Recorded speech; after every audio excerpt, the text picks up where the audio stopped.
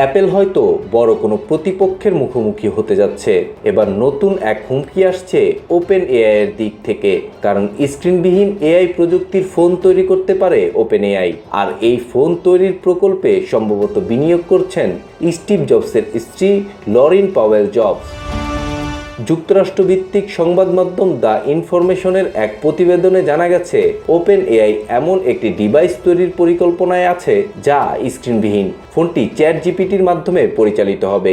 এই ডিভাইসকে মোবাইল ফোনের ভবিষ্যৎ বলে মনে করছেন অনেকে। প্রতিবেদনে আরও বলা হয়, ওপেন এআই ইতিমধ্যে আইও প্রোডাক্টস নামের একটি কোম্পানির সঙ্গে আলোচনা চালাচ্ছে। উল্লেখ্য, ওই কোম্পানির প্রতিষ্ঠা করেছেন অ্যাপেলের সাবেক ডিজাইন প্রধান জনি আইভ এবং ওপেন এআইয়ের সিইও স্যাম অ্যাল্টম্যান। যদিও আইও প্রোডাক্টস এ ধরনের ফোন তৈরির কথা অস্বীকার করেছেন, তবে তাদের বিভিন্ন ধরনের স্মার্ট ডিভাইস তৈরি